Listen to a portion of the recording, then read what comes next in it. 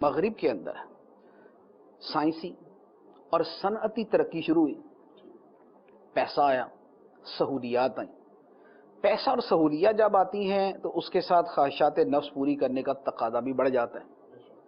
अब जब ख्वाहिशात नफ्स पूरे करने का तकाजा बढ़ना शुरू हुआ तो ईसाई मजहब उसकी राह में रुकावट हुआ, क्योंकि कुछ जो तालीमात की बुनियादें हैं उनके अंदर भी आसमानी वही की हैं। उन्होंने उसकी बिना पर उन चीज़ों की राह में रुकावट डाली। लेकिन चूंकि जो सनअती तरक्की करने वाले लोग थे उनके पास इख्तियार भी था, इक़्तिदार भी था, वो कुव्वत भी हासिल कर रहे थे, लोगों की सपोर्ट भी उनको मौजूद थी, तो उन्होंने मज़हब का मुकाबला करना शुरू किया। मज़हब का मुकाबला करते करते वो इतनी पावर में आ गए कि अहले मज़हब को उनके सामने पसपा होना पड़ा। अब वहाँ पर दो रवैये हो सकते थे, या तो ये होता कि ईसाइयों के जो लीडर्स थे वो मुकाबला करते और जो उनके नज़दीक उनके मज़हब की तालीमात थी उनको बाहर सूरत वो इम्पोज करके छोड़ते, नाफिज करके छोड़ते, उनसे ना हटते। लेकिन मसला ये था कि जो उनके पास तालीमात थी उनको वो समझते थे कि ये सारी की सारी तालीमात खुदा की तरफ से नहीं है, क्योंकि जो खुदा की तरफ से उनकी नज़र में भी थी वो तो बाइबल थी, और बाइबल में चंद मखसूस अहकाम है, लेकिन उन्होंने तो पूरा निज़ाम ज़िंदगी के ऊपर अहकाम को चलाया हुआ था और वो सारे उनके अपने अहकाम थे। लिहाजा वो विड्रॉ होते रहे, वो पीछे हटते रहे। अब उसको उन्होंने इज्तिहाद का नाम दिया या उन्होंने रिफॉर्म का नाम दिया, वो उस वजह से अपने बनाए हुए अहकाम से पीछे हटते रहे, मजहब मुखालिफ उन पे चढ़ते गए।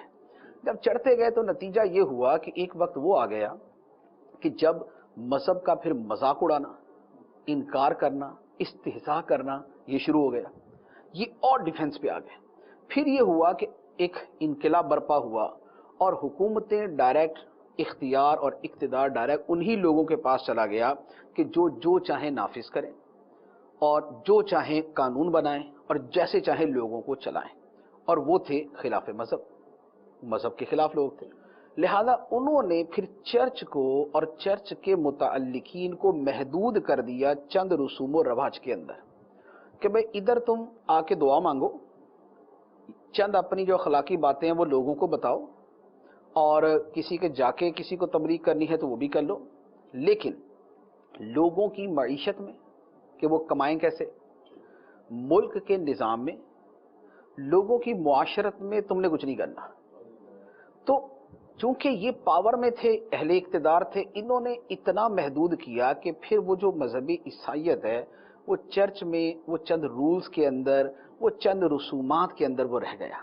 जैसे इस वक्त हमारे सामने है, आप चले जाएं, यूरोप जाएं, आप मगरिबी ममालिक में जाएं, अब वहाँ जाके देखें कि क्या चर्च से बाहर कहीं आपको ईसाई मजहब नज़र आता है, सिवाय इसके कि आपको क्रिसमस ट्री और क्रिसमस गिफ्ट जो हैं वो आपको मिल जाएंगे 25 दिसंबर को। लेकिन उससे हटके क्या उनकी मार्केटों में उनके मजहब का कुछ ज़ुहूर नज़र आता है? क्या उनके घरों के अंदर कुछ मजहब नज़र आता है कि ये मजहब के पैरोकार हैं और ये उसके ऊपर चलने वाले हैं? सिवाय इसके कि वो एक रस्म के तौर पे अपनी किताब पढ़ते हैं, दुआ मांगते हैं डेली की, और वो भी जो मांगते हैं तो, और उसके बाद फारिग। अब जो हमारे यहाँ इस तरह की ज़हीन, समझदार, बाशऊर, वो उनकी जो जहानत, समझ और शऊर है उसने मुताला किया ईसाई मजहब के उरूज व ज़वाल का। फिर अगर उन्होंने ईसाई मजहब का मुताला किया तो उसके मुताले से भी सामने आया कि भाई इसमें दुआएं हैं, इसमें कुछ रसूम हैं, इसमें खुदा से ताल्लुक़ के चंद तरीके बयान किए गए हैं, लेकिन मईशत कैसे चलेगी, ताजिर कारोबार कैसे करेगा, मुआशरत कैसे चलेगी, ज़िंदगी कैसे गुजारनी है, ओवरऑल जो एक इंसान के मामलात और मुआशरत की ज़िंदगी है वो कैसे गुजरनी है, उसके बारे में तालीमात नहीं। तो अब ये जो दानिश्वर और बाशऊर लोग कहलाते हैं, इन्होंने कहा कि यार इस्लाम भी तो उसी तरह मजहब है, इसके अंदर भी जैसे ईसाई मजहब को दबा दिया गया ऐसे इनको भी दबा दिया जाए और इनको भी महदूद किया जाए कि भाई मस्जिदों से बाहर नहीं निकलना, मजहब सारा मस्जिद में होगा या आपके घर में होगा।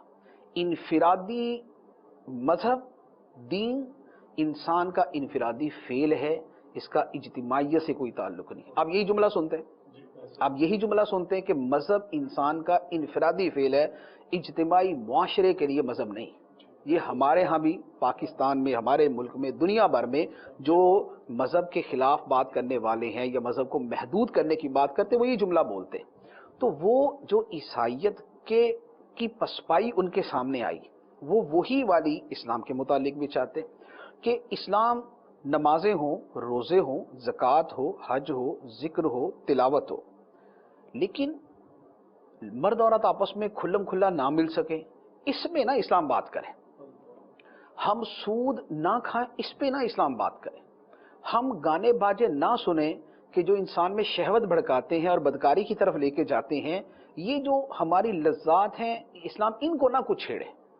ہمارے کاروبار کے طریقوں کے اندر ہم باہمی ایگریمنٹ سے جو کرنا چاہیں وہ کر لیں، اسلام نہ اس کے اندر آئے۔ تو وہ جو مذہب کو ایک انسان کے گھر اور اس کی مسجد تک محدود کرنے کی بات ہے، وہ اصل میں اس کے پیچھے عیسائیت کی یہ تاریخ ہوتی ہے، جس کی وجہ سے مسلمانوں کے بارے میں یہ کہا جاتا ہے، اسلام کے بارے میں یہ کہا جاتا ہے۔ لیکن فرق کیا؟ فرق یہ کہ اہل مذہب کو، دینداروں کو، علماء کو، فقہا کو، ان کو دبانے کی تو ہمیشہ سے کوشش ہوتی رہی، لیکن ان کا رویہ وہ نہیں تھا اور نہ ہے جو وہاں ہوا۔ یہ نہ آج تک پسپا ہوئے نہ آئندہ ہوں گے۔ لا یخافون لومۃ لائم، کسی ملامت کرنے والے کی ملامت کی پرواہ نہیں۔ ہمیں ہمارے دین نے پہلے دن بتا دیا، کلمۃ حق عند سلطان جائر، حق کلمہ بولنا ہے ظالم بادشاہ کے سامنے بھی۔ تو چونکہ جو مسلمانوں کے پیشوا ہیں، آئمہ دین تھے اور ہیں، ان کے اندر یہ بات رچی بسی تھی کہ ہم نے کلمہ حق کہنا ہے، بھلے ہمیں طاقت و اختیار والے، اقتدار و حکومت والے دبائیں، پیسیں، ظلم کریں، کچھ بھی کریں، ہم نے اپنے پیغام سے نہیں ہٹنا۔ اس لیے دنیا میں بڑے سے بڑے انسیڈنٹ ہو گئے اسلام کے بارے میں، اسلام کے خلاف، لیکن وقتی طور پہ تھوڑا سا یوں ہوا، لیکن دوبارہ اسلام پھر ابھر کے سامنے آ گیا۔ خلیفہ مامون رشید کے زمانے میں معتزلہ فرقہ تھا، فلسفیوں سے متاثر تھا، فلسفی عقائد، فلسفی نظریات انہوں نے اپنائے اور حکومت کے جبر اور زور پر انہوں نے نافذ کرنا چاہے۔ لیکن کیا ہوا؟ اپنی طرف سے کئی سال، 20-25 سال حکومت کی پوری طاقت استعمال کر لی۔ امام احمد بن حنبل رضی اللہ تعالی عنہ تنے تنہا کھڑے رہے کہ جو نبی پاک صلی اللہ علیہ وسلم نے عقیدے دیے، جو قرآن نے عقیدے دیے، اس سے نہیں ہٹیں گے۔ نتیجہ یہ ہوا کہ مامون دنیا سے گیا، معتزلہ فرقہ دنیا سے چلا گیا۔ کچھ عرصہ گزرا، دوبارہ اسی طرح اسلام کی اصلی سچی قرآن سنت کے مطابق تعلیمات کھڑی ہو گئی۔ پھر ایسے کتنے واقعات ہوتے رہے، فرقہ باطنیہ آیا، کرامتہ فرقہ آیا، اور نہ جانے کتنے آئے جنہوں نے اسلام کو دبانے کی کوشش کی، لیکن اسلام اسی طرح ابھر آیا۔ اور آج بھی اسلام کم نہیں ہو رہا، بڑھ رہا ہے۔ سبحان اللہ، بے شک۔ اسلام کی تعلیمات کمی کی طرف نہیں جا رہی، لوگوں کا عمل بڑھ ہی رہا ہے۔